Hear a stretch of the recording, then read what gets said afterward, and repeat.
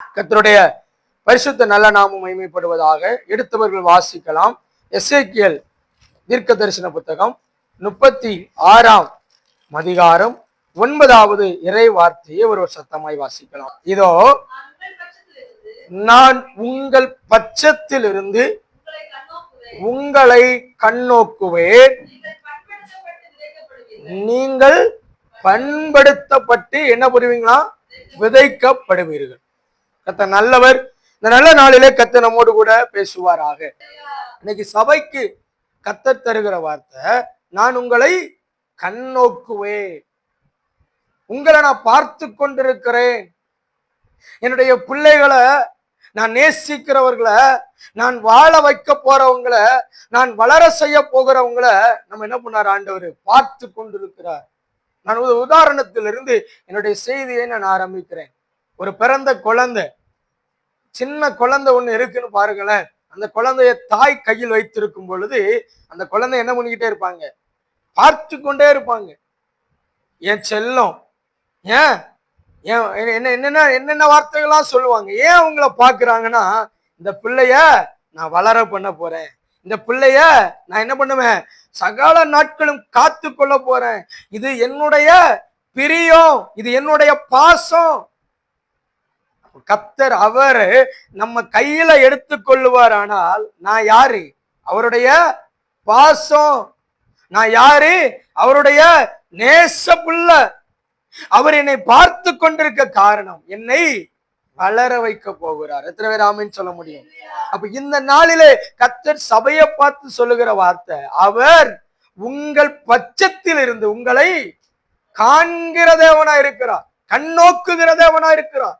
உங்களுடைய சகலவற்றையும் அவர் பார்த்து கொள்ளுகிற தேவனா இருக்கிறார். எத்தனை பேர் ஆமென் சொல்ல முடியும்? அவர் நேசிக்கிறவர்களை தான் பார்ப்பாரு. டிராவல் பண்றோம்னு வச்சுக்கோங்களேன். நம்ம ஒரு இடத்துல இருந்து ஒரு இடத்துக்கு ஒருவேளை நம்ம வண்டியிலையோ இல்ல பஸ்லயோ போய்கிட்டு இருக்கோம்னு வைங்க.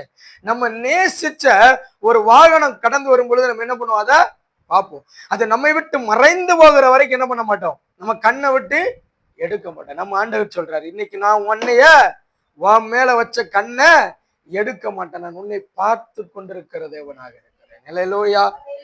எதுக்கு அவர் என்னை பார்க்கிறார்? அதுக்கு அடுத்த வாக்கியம் சொல்லுகிறது, அவர்கள் பண்படுத்தப்பட்டு எதுக்கு விதைக்கிறாங்க? ஒரு விவசாயி விதைய விதைக்கிறதுக்கு காரணம் என்ன? அது வளர்ந்து அதுல அறுவடை கனி கொடுக்கிற ஒரு நல்ல வாழ்க்கைய, நல்ல ஒரு ஜீவிதத்தை கர்த்தர் கண் என் மேல் பட்டதுனால என் வாழ்க்கை வளருகிற ஒரு அனுபவத்தோடு கூட காணப்படும். எத்தனை பேர் ஆமென் சொல்ல முடியும்? அதைத்தான் கர்த்தர் இன்னைக்கு சபைக்கு விரும்புகிறார். சபையே, நான் உன்னை காண்கிற தேவனா இருக்கிறேன், என் கண்ணு உன் மேல இருக்கு. நான் உன்னை வளருகிற வாழ்க்கைய, நீ விரும்புகிற வாழ்க்கைய, நீ நேசிக்கிற ஒரு வாழ்க்கைய, அது நான் உன் கையில தருகிறவைகளா இருக்கிறது. அல்லேலூயா. கர்த்தர் இந்த நாளிலே அவர் தருவார் என்பதில் எந்தவித சந்தேகமும் இல்லை. பாருங்க, அவர் யாரை கண்ணோக்குகிறார்? ஒரு 6 காரியத்தை உங்களுக்கு முன்னதாய் சொல்லி நான் ஜெபிக்க விரும்புகிறேன். அவர் யாரை கண்ணோக்குகிறார்? வாசிக்கலாம். சங்கீதங்களின் புத்தகம் 33ஆம் சங்கீதம் 18, 19வது இறை வார்த்தையை ஒரு வாசிக்கலாம். சங்கீதம் 33, 18, 19. தமக்கு பயந்து தம்முடைய கிருபைக்கு காத்திருக்கிறவருடைய ஆத்துமாவை மரணத்திற்கு விலக்கி விடுவிக்கவும் காக்கவும் கர்த்தருடைய கண் அவர்கள் மேல் நோக்கமா இருக்கிறது. அல்லேலூயா. முதலாவது என் ஆண்டவருடைய கண் யார் மேல இருக்கும் தெரியுமா? அவரை நேசிக்கிறவர்கள் சுகித்திருப்பார்கள். நான் நிறைய சொல்லி இருக்கிறேன். அவர் நேசிக்கிறவர் மேல் அவர் கண்ணு இருக்கும்னு சொல்றேன். ஆனா கர்த்தர் சொல்லுகிறார், அவர் நேசிக்கிறவர்கள் யாரா இருக்கிறார்கள்? தம்முடைய கிருபைக்கு காத்திருக்கிறவர்களின் மேல் என் கண் நோக்கமா இருக்கு. எதுக்கு காத்திருக்கணுங்க? அவருடைய கிருபைக்கு காத்திருக்கணும். அவர் என் மேல் வைத்திருக்கிற கிருபையை பெருக பண்ணும்படி அவருக்கு காத்திருக்கிற என் மேல் அவர் கண்ணோக்கமா இருக்கிறார். அல்லேலூயா. அதாவது ஏசாயா தீர்க்க தரிசன புத்தகம் 39ஆம் அதிகாரம் 40வது வசனம் என்று நினைக்கிறேன். எடுத்தவர்கள் வாசிக்கலாமா? ஏசாயா தீர்க்க தரிசன புத்தகம் 39, 40. இல்ல 40ஆம் அதிகாரம் 39வது வசனமா? 40, 39 வாசிங்க. 31. கர்த்தருக்கு காத்திருக்கிறவர்களோ புதுபலன் அடைந்து கழுகுகளை போல தன் செட்டைகளை அடித்து உயரை எழும்புவார்கள். அப்போ கர்த்தருக்கு, தமது கிருபைக்கு, அவருக்கு காத்திருக்கிறவர்கள் எப்படிப்பட்டவர்களா இருப்பாங்களா? அவர் மேல் கர்த்தர் கண்ணோக்கமா இருக்கிறவர். ஹல்லேலூயா. புது பலன் வரும், புதிய கிருபை வரும், புதிய அந்தஸ்த கத்த தருவார், புதிய மேன்மையை கத்த தருவார். அவர் கிருபைக்கு காத்திருக்கிறவன் மேல்தான் அவர் பார்க்கிறாராம். எதுக்கு காத்திருக்கணும்? எப்போ டிவில ப்ரோகிராம் வரும்னு காத்திருக்க கூடாது. எப்போ அப்பா செல்போனை என் கையில தருவாங்கன்னு காத்திருக்க கூடாது. யாருக்கு காத்திருக்கணுமா? கர்த்தர் எனக்கு எப்பொழுது கிருபையை தருவார்னு காத்திருக்கணும். சுத்தமா சொல்ல மாட்டீங்கல, கர்த்தர் கிருபை தான் மேலானது. இந்த உலகத்துல அப்பா தர்ற செல்ல விட, அப்பா தர்ற பரிசை விட எது பெரியவைகளா இருக்கு தெரியுமா? அந்த தகப்பன் எனக்கு தர்ற கிருபை பெரிதா இருக்கிறது. அல்லேலூயா. கிருபையை போக்கடித்து விட கூடாதுன்னு அப்போஸ்தலனாகிய பவுல் சபைகளுக்கு எழுதுகிறார். அப்போ அவர் கிருபையை பெறுவதே எனக்கு மிகப்பெரிய பாக்கியம். அந்த கிருபை என் மேல இருக்கும்னா அவர் கண்ணு என் மேல இருக்கிறது. அல்லேலூயா. அவர் என் வீட்டு காரியங்களை அவர் கண் நோக்குகிறவரா இருக்கிறார். நிறைய நேரம் சொல்லுவோம் நம்ம, என்னை யாரு கவனிக்கா, என்னை யாரு என்னுடைய காரியத்தை பார்ப்ப, நான் ஒத்த ஆளால நான் கஷ்டப்படுறேன். இல்லைங்க, கிருபை உங்க மேல இருந்தா நீங்க ஒத்த ஆளா கஷ்டப்பட வேண்டாம். எல்லாவற்றையும் என் கர்த்தர் கண்ணோக்குகிறவரா இருக்கிறார். என்னுடைய குறைவை அவர் கண்ணோக்குகிறவரா இருக்கிறார். என்னுடைய இயலாமையை என் ஆண்டவர் கண்ணோக்குகிறவரா இருக்கிறார். எப்போ? அவர் கிருபைக்கு நான் காத்திருக்கும் பொழுது, அவருக்கு நான் காத்திருக்கும் பொழுது, அவர் பாதத்துல விழுந்து கிடக்கிற கிருபையை தாங்க ஆண்டவரே. காலைதோறும் அவருடைய கிருபை புதிதா இருக்கு. காலையில எழுந்திரிச்சவன கத்தரை தேடணும். செல்போன் எங்க இருக்கு, அப்பா செல்போன் எங்க இருக்கு, அம்மா செல்போன் எங்க இருக்கு, என்ன பண்ணக்கூடாது, காலையில தேடக்கூடாது. நம்ம காலையில முதலாவது எந்திரிக்கணும், அது வேற விஷயம். காலையில எந்திரிக்கணும். எந்திரிச்ச உடனே எதை தேடக்கூடாது? செல்போனை தேடக்கூடாது. நீ காலையில எழுந்திரிச்சு செல்போனை தேடுனா கிருபை உனக்கு கிடைக்காது. செல்லுல இருக்குதா? சுத்தமா சொல்ல மாட்டேங்கல. தேவ கிருபையை நம்ம ஒவ்வொரு நாளும் இழந்து கொண்டே இருந்தா அவர் கண் என்னை விட்டு விலகி கொண்டே இருக்குங்க. மறந்துடக்கூடாது. முதலாவது தம் கிருபைக்கு காத்திருக்கிறவர்கள் மேல் அவர் கண்ணோக்கமா. இரண்டாவது அவர் யார் மேல கண்ணோக்கமா இருக்கிறார்? வாசிக்கலாம். சகேரியா 4ஆம் அதிகாரம் 9, 10. இரண்டாவது அவர் யார் மேல் கண்ணோக்கமா இருக்கிறார்? சகேரியா 4ஆம் அதிகாரம் 9, 10. செருபாபேலின் கைகள் இந்த ஆலயத்திற்கு அஸ்திபாரம் போட்டது. சேனைகளின் கர்த்தர்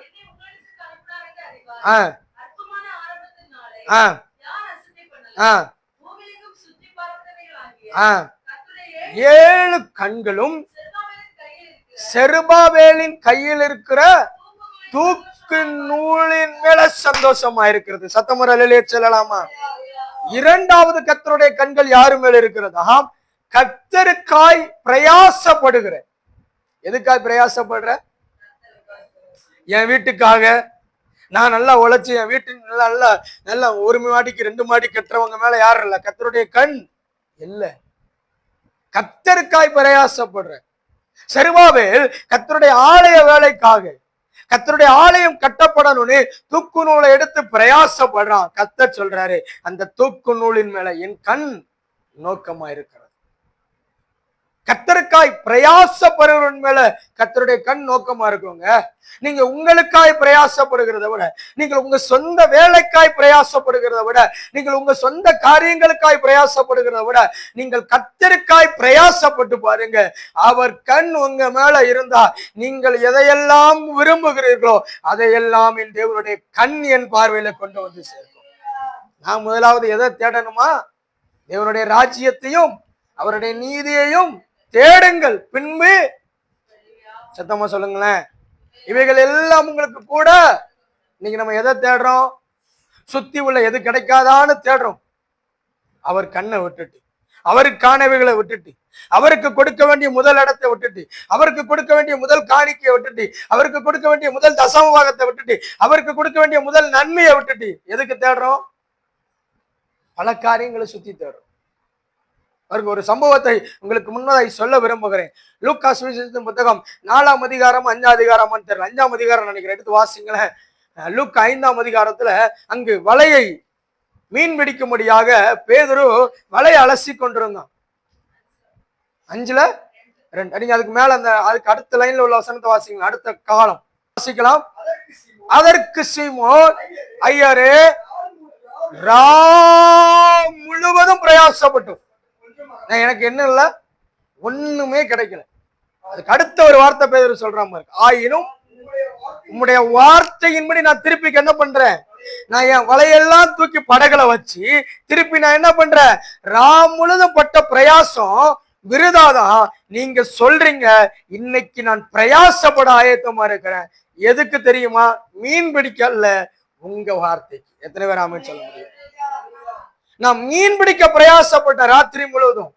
கடலில் ஏதாயிலும் கிடைக்குமா, கடலில் எனக்கு வருமானம் வந்துராதா, எனக்கு நன்மை வந்துராதா, இரவு முழுவதும் நான் பிரயாசப்பட்டேன். ரிசல்ட் என்னது? நோ.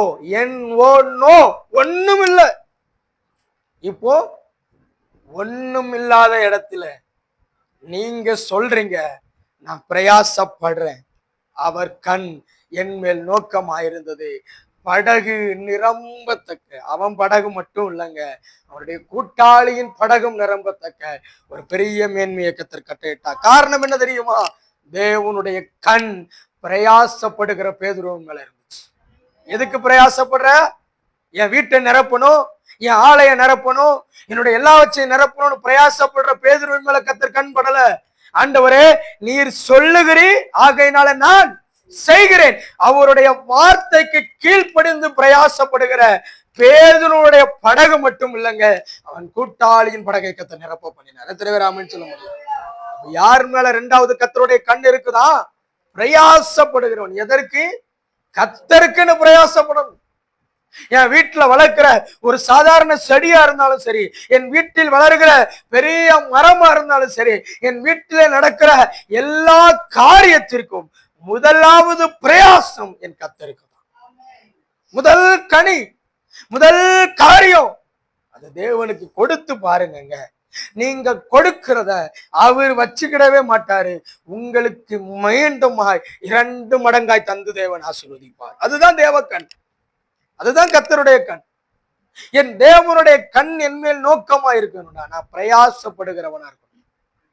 முதலாவது கிருபைக்கு காத்திருக்கணும், 2வது பிரயாசப்படணும். எதுக்கு? சொந்த வேலைக்கு பிரயாசப்படுற மேல கண் இருக்காது. ஆராதனையை விட்டுட்டு, ஜபத்தை விட்டுட்டு, கூடுகையை விட்டுட்டு நான் பிரயாசப்படுறேன் வெளி உலகம் சுத்துகிறவன் மேல் கர்த்தர் கண் இருக்காது. வெளி வேலையை விட்டுட்டு ஆண்டவருக்காய் தியாகம் செய்து இங்க வந்து உட்கார்ந்து இருக்கிறோம் பாருங்க, நீங்களும் நானும், என் மேல் என் தேவன் கண் நோக்கமா இருக்கும். அல்லேலூயா. மறந்து போக கூடாது.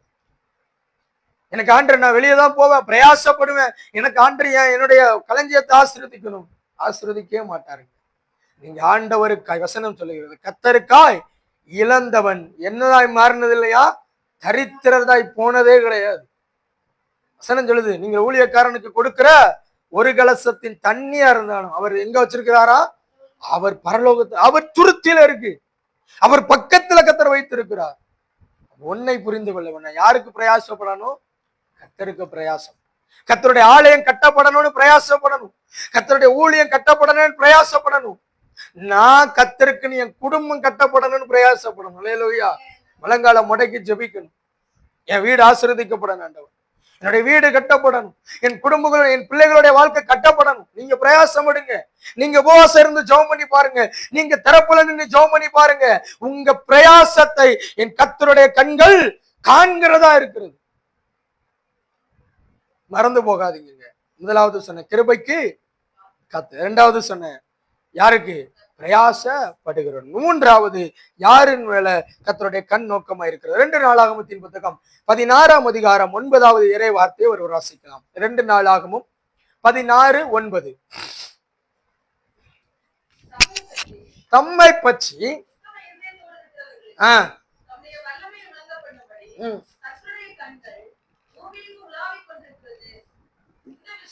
போதுமானது. 16:9 என்ன சொல்லப்பட்டிருக்கா? உத்தம இருதயத்தோடு இருக்கிறவர்கள். வாசிக்கலாம் அந்த வசனத்தை திருப்பி. 16:9. இருக்கிறவர்களுக்கு தம்முடைய வல்லமையை விளங்க பண்ணும்படி கர்த்தருடைய கண் பூமி எங்கும் என்மேல் உலாவுகிறதா இருக்கிறது. அல்லேலூயா. மூன்றாவது, உத்தம இருதயத்தோடு இருக்கணுமா. என்ன இருதயம் இருக்கணுமா? உண்மையுள்ள இருதயம். வசனம் சொல்லுகிறது, தம்மை நோக்கி கூப்பிடுகிற யாவருக்கும். சங்கீதக்காரன் எழுதுகிறான், தம்மை நோக்கி கூப்பிடுகிற யாவருக்கும், உண்மையாய் தம்மை நோக்கி கூப்பிடுகிற யாவருக்கும் அவர் என்னவா இருக்கிறாராம்? பக்கத்துல ஆசீர்வதிக்கிறவராய், அவர் நம்மளை உயர்த்துகிறவராய், அவர் என் பக்கத்துல இருக்கிறார். யாருக்கு தெரியுமா? உண்மையாய் அவரை கூப்பிடுகிற, உண்மையாய் அவரை தேடுகிற. அம்மா கூப்பிடுறாங்க, அதனால சபைக்கு வந்துட்டேன். பாஸ்டர் இல்லைன்னு என்ன பண்ணுவாரு? என்னை வீட்டு வந்து தொந்தரவு பண்ணுவாரு, அதனால சபைக்கு வந்துட்டேன். இல்ல, கர்த்தரை உண்மையாய் தேடி சபைக்கு வருகிற உங்களை அவர் கண் உங்கள் மேல் நோக்கம் உள்ளதா இருக்கு. அல்லேலூயா. உத்தம இருதயத்தோடு. உத்தம இருதயம் ரொம்ப ரொம்ப முக்கியமான ஒன்று. நம்முடைய இருதயம் சகல கட்டுப்பாடுக்குள்ள என்னுடைய ஆத்துமாவை நான் என்ன பண்ணணுமா? காத்துக் கொள்ளுகிற ஒரு அனுபவம். உத்தமமாய் உண்மையாய் காத்துக்கொள்ள வேண்டும். அதனாலதான் நீதிமொழிகள் என்று நினைக்கிறேன், எல்லா காவலோடும் உன் இருதயத்தை காத்துக்கோ. உன்னுடைய இருதயம் தான், நீ நினைப்ப இதை செய்யக்கூடாதுன்னு நினைப்ப, உன் இருதயம் என்ன பண்ணும்? அதன் பக்கமாய் உன்னை சார பண்ணும்.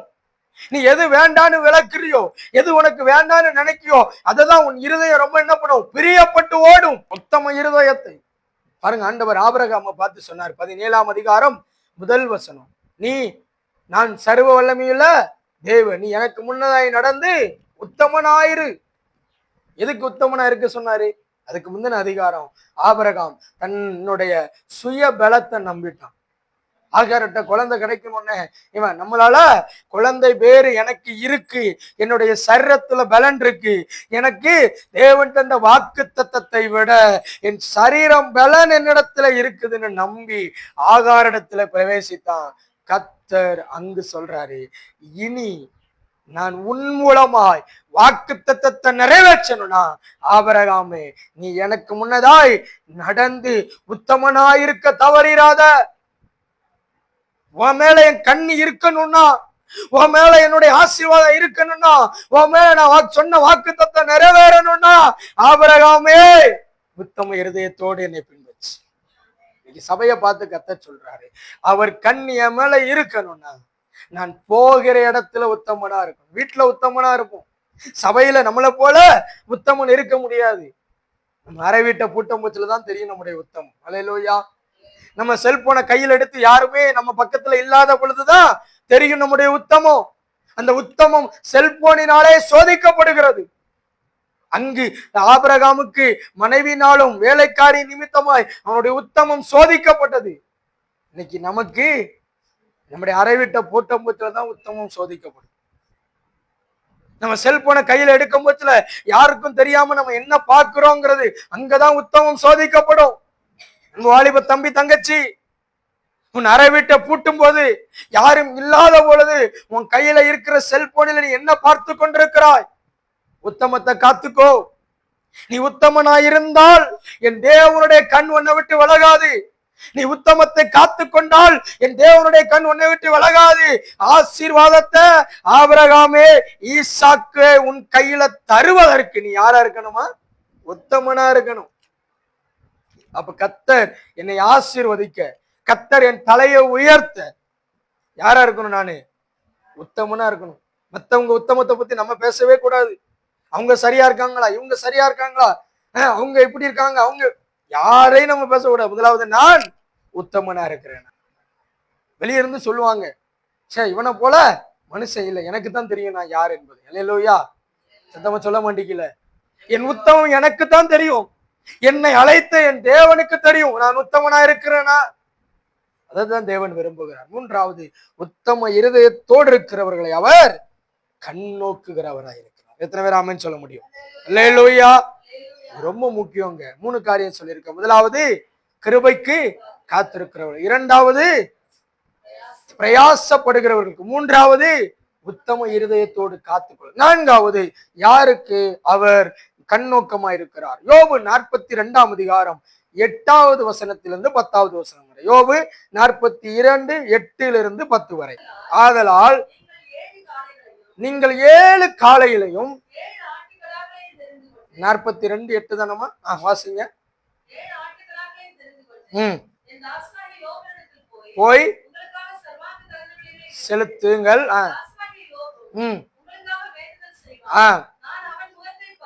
நல்ல கவனிங்க. 2வது யாரு மேல இருக்கிறதாம் கர்த்தருடைய கண்? மற்றவர்களுக்காய் செபிக்கிறவர்கள் மேல கர்த்தர் கண் இருக்கிறது. யோபு என்ன பண்ணா? சிநேகிதர்களுக்காய் வேண்டுதல் பண்ணான், ஜெபிக்கிறான், பலி செலுத்துறான், காணிக்கைய கொடுக்கிறான். இப்ப ஆண்டவர் கண் யார் பக்கமா திரும்புது? யோபுவின் முகத்தை பார்த்து அவன் முன்னிலைமை காட்டிலும் பின்னிலைமையை கர்த்தர் ஆசீர்வாதமாய் மாற்றினார். அல்லேலூயா. அப்ப 4வது, மற்றவர்களுக்காய் ஜெபிக்கிறவர்களுக்கு மேல் என் கர்த்தருடைய கண் இருக்கிறது. அல்லேலூயா. யாருக்காக ஜெபிக்கணும்? மற்றவர்களுக்காக, அழிந்து போகிற ஆத்துமாக்களுக்காக, அழிந்து போகிற பட்டணங்களுக்காக, அழிந்து போகிற நினிவேக்காக, அழிந்து போகிற சோதோம் கொமோரா பட்டணத்துக்காக ஆபிரகாம் முழங்கால் படியிட்டு ஆண்டவரை 50 நீதிமானில் இருந்தார் தேவனிடத்துல கதறி போராடி ஜெபித்து அந்த குடும்பத்தை காத்தது போல நாமும் தேவ சமூகத்திலே மற்றவர்களுக்காய் ஜெபிப்போமானால், மற்றவர்களுக்காய் திறப்பிலே நிற்போமானால், சுவரை அடைக்கத்தக்க ஒருவரை தேடுகிறவருடைய இருதயத்தை அறிந்து சபை தேவனுடைய சமூகத்தில் விழித்திருந்து ஜெபிக்குமானால், வேத வசனம் சொல்லுகிறது, சபையின் மேல என் தேவனுடைய கண் நோக்கமாயிருக்கிறது. ஒரு தனிப்பட்ட மனிதராயிருப்பீர்களானால் நீங்கள் மற்றவர்களுக்காய் ஜெபிக்கிற ஜெபம், ஆண்டவராகிய மலை பிரசங்கத்தில் ஒருவர் உங்களுக்கு விரோதமாய் 1 மைல் தூரம் உங்களை பலவந்தப்படுத்தினால் நீங்க என்ன பண்ணுங்க? பாதி வழியில விட்டுட்டு பின்வாசல் தெரிஞ்சு ஓடி போயிருங்கன்னு சொல்லல. கூட என்ன பண்ணுங்க? 2 மைல் தூரம் நடங்க. ஒருவன் உங்களை ஒரு கணத்தில் அறைந்தால் அவனுக்கு மறு கணத்தை கொடுங்க. ஒருவன் உங்களுடைய ஒரு ஆடையை எடுத்துக்கொண்டால் அவன்கிட்ட இந்தாயா இன்னொன்னும் வச்சுக்கோன்னு சொல்லுங்க. மற்றவர்களுக்காய் ஜெபிங்க. நன்மை செய்கிறவர்களுக்கு மறுபடியும் நம்ம நன்மை செஞ்சா பரிசேயர்களும் அதைத்தான் செய்கிறார்கள். எனக்கு நன்மை செஞ்சாங்க, இவங்க நல்லவங்கன்னு எனக்கு தீமை செய்தார்கள், ஆனால் கர்த்தர் நீங்கள் செய்த தீமையை எனக்கு நன்மையாய் மாற்றினார் என்று சொல்லுகிற யோசேப்புக்கள் சபையில எழும்பிட்டோன்னு வைங்களேன், கர்த்தருடைய கண் எங்க இருந்தாலும் யோசேப்பை கண் நோக்குகிறதா இருக்கு. இன்னைக்கு எனக்கு விரோதமா தீமை செய்யறவங்களுக்கு நான் என்ன பண்ணணும்? நன்மையை செய்ய. மற்றவர்களுக்காக ஜெபிப்பதே நீங்கள் செய்கிற மிக பெரிய பாக்கியம். உங்களுக்கு தீமை செய்யறவர்களுக்காக ஜெபம் பண்ணுங்க. நான் கடந்த நாட்கள் தான் யோபுவை வாசித்தேன். அவனுடைய நண்பர்கள் யோபுவை அவ்வளவாய் காயப்படுத்தினார். யோபுவின் பக்கத்துல இவன் துக்கம், மனிதன் காணாத துக்கம் என்று இரவு பகலும் 7 நாள் அவனோடு கூட ரெட்டுடுத்தி அவனோடு கூட தரையில இருந்து அழுது கொண்டிருந்த நண்பர்கள் தான். அதுக்கு அடுத்த வாக்கியங்கள் அவன் யோபுவை குறித்தும், யோபுனுடைய காரியங்களை குறித்தும், அவனை குறித்தும், அவனுடைய செயலை குறித்தும், அவனை குறித்தும் பல காரியங்களை பேசுகிறார்கள். அதனாலதான் ஆண்டவர் சொன்னாரு, நீங்கெல்லாம் பேசுனீங்கப்பா, நீங்க பாடுகளுக்கு உட்படுத்தப்படாம பேசுறீங்க. ஆனா என் யோபு பாடுகளுக்கு உட்படுத்தினாலும் அவன் என்ன ஒரு இடத்துலயும் குறை கூறவே இல்லை. நீங்க போய் யோபு உங்களுக்காய் ஜெபித்தால் உங்கள் பாவங்களை நான் மன்னிப்பேன்னு கர்த்தர் மனிதர்களை அனுப்புறாரு, அவன் நண்பர்களை அனுப்புறாரு. என்ன கேட்கிற அன்பான சபையே, மற்றவர்களுக்காக ஜெபிக்கும். கூட படிக்கிற பிள்ளைகளுக்காக ஜெபம் பண்ணணும். உங்களுக்கு ஒரு பாடம் தெரிஞ்சா அதை மற்றவங்களுக்கு சொல்லி கொடுக்கணும். எனக்கு தெரிஞ்சா போதும், நான் எழுதி பாஸ் ஆவேன், அவா ஃபெயிலா போட்டு நினைக்க கூடாது. சத்தமர் அலையில சொல்ல மாட்டீங்கல பாருங்க. மற்றவர்களுக்கு என்ன பண்ணணுமா? சொல்லி கொடுக்கிறவர்கள், மற்றவர்களுக்காய் செபிக்கிறவர்கள். ஒருவேளை உங்களுக்கு தெரிய வரலாம், உங்க கூட படிக்கிற பிள்ளைகள் குடும்பங்கள்ல ஏதோ ஒரு பிரச்சனை இருக்கலாம். நீங்க உங்க வீட்டுல தனியா ஜெபிக்கும் பொழுது, சிறு பிள்ளைகளாகிய நீங்கள் ஜெபிக்கும் பொழுது உங்க ஜெபத்தை கேட்டு கர்த்தர் அந்த குடும்பத்துல அற்புதம் செய்வார். அல்லேலூயா. அவர் கண்ணு உங்க மேல இருக்குங்க. தேவனுடைய கண் என் மேல இருக்கும். 4வது சொன்னேன், மற்றவர்களுக்காய் ஜெபிக்கிறவர்கள் மேல கர்த்தருடைய கண் இருக்கும். 5வது சங்கீதம் 14:2 வாசிக்கலாம். சங்கீதம் 14ஆம் அதிகாரம் 2வது இறை வார்த்தை.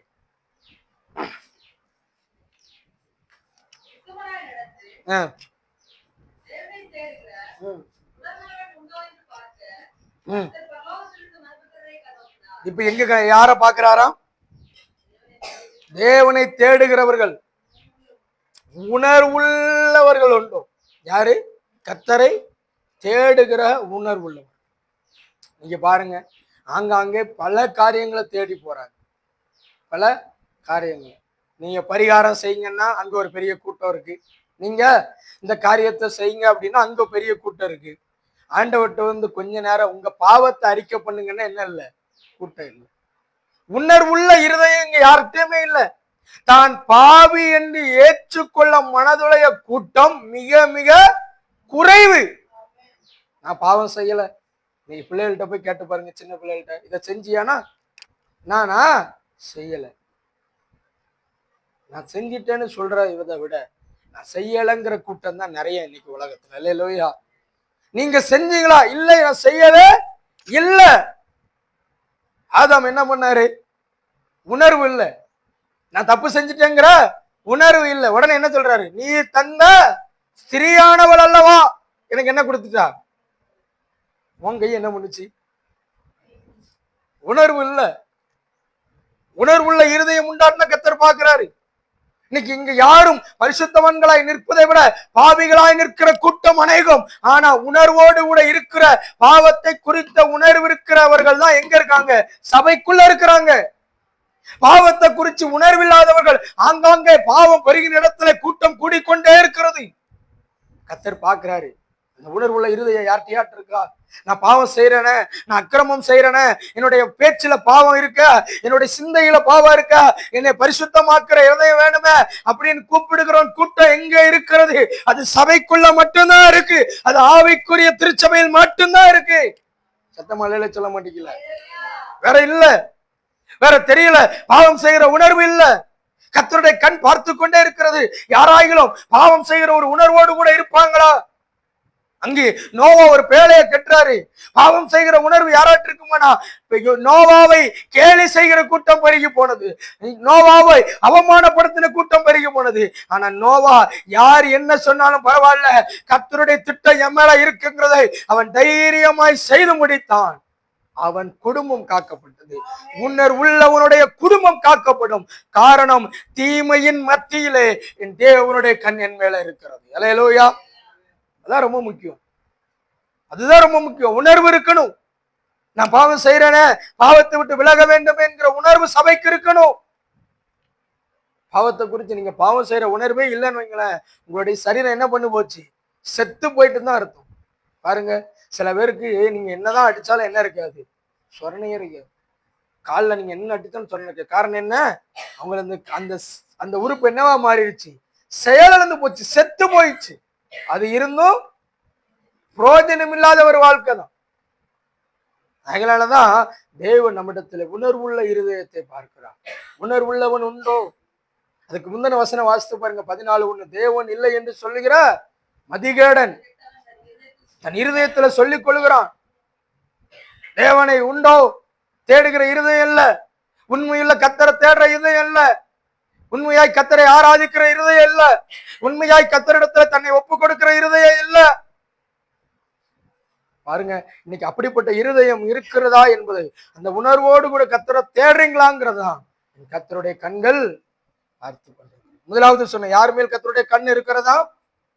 நமது கிருபைக்கு காத்திருக்கிறவர்கள் மேல். இரண்டாவது, பிரயாசப்படுகிறவர்கள். மூன்றாவது, உத்தம இருதயத்தோடு அவரை தேடுகிறவர்கள். நான்காவது, மற்றவர்களுக்கால் ஜெபிக்கிறவர்கள். ஐந்தாவது, உணர்வுள்ள இருதயம் உள்ளவர்.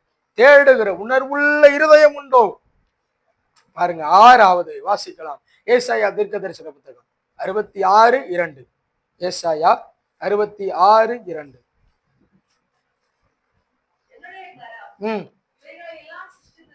நாள் ஆனாலும்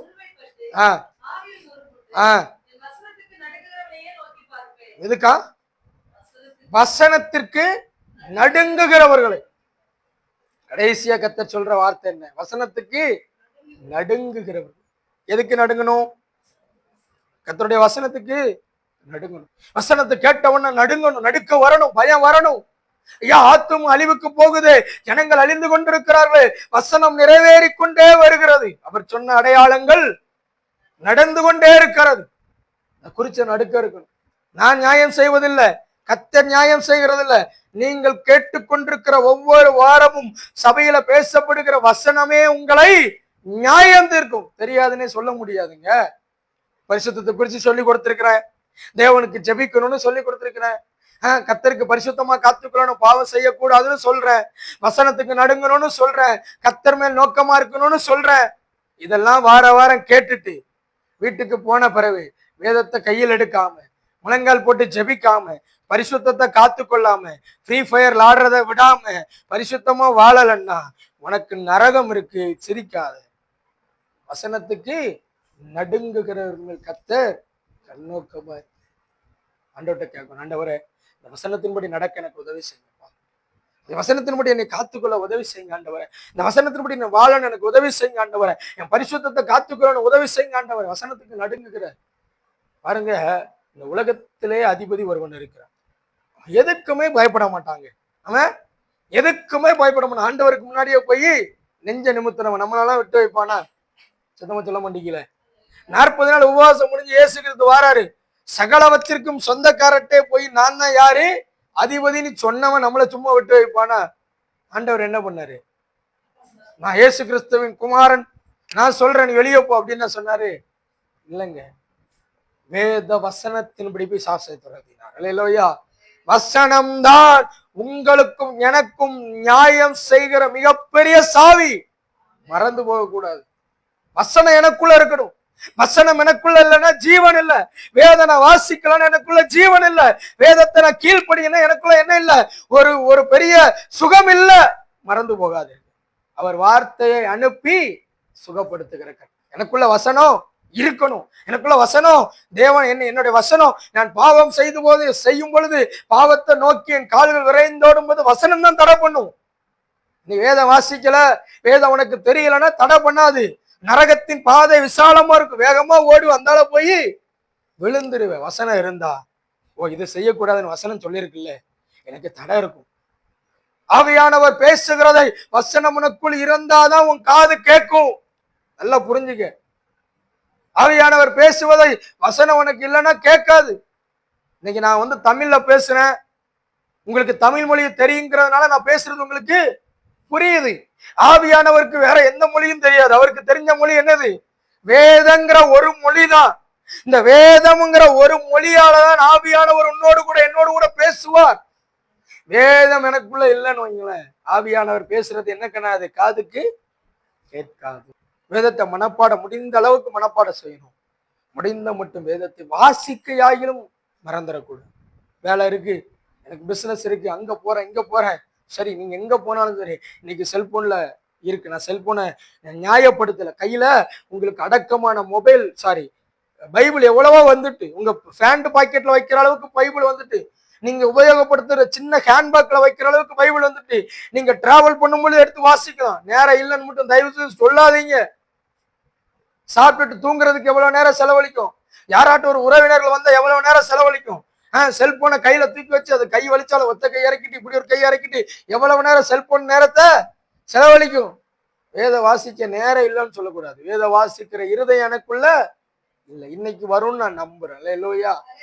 வசனத்தை வாசிக்கிறவர்கள், வசனத்தை கேட்கிறவர்கள், அதன்படி நடக்கிறவர்கள் பாக்கியவான் தான் வசனம் சொல்லுது. அல்லேலூயா. ஒன்றை மறந்து போகிறார்கள், வசனத்திற்கு நடுங்குகிறவர்களை கர்த்தர் என்ன பண்றாரா? கண்ணோக்குகிறவரா. ஒரு 6 காரியம் சொன்ன வரிசையா சொல்லலாமா? முதலாவது, யாருக்கு கர்த்தருடைய கண்கள் இருக்கிறதாம்? கிருபைக்கு காத்திருக்கிறவர்கள் மேல. 2வது, கர்த்தருக்காய் பிரயாசப்படுகிறவங்க. 3வது, உத்தம இருதயத்தோடு இருக்கிறவங்க. 4வது, மற்றவர்களுக்காய் ஜெபிக்கிறவர்கள். 5வது, அதாவது உணர்வுள்ள இருதயத்தோடு இருக்கிறவர்கள். 6வது, தேவ சமூகத்துல வசனத்திற்கு நடுங்குகிறவர்கள். அப்படியே கண்களை மூடலாம், நாம் ஜெபிப்போம்.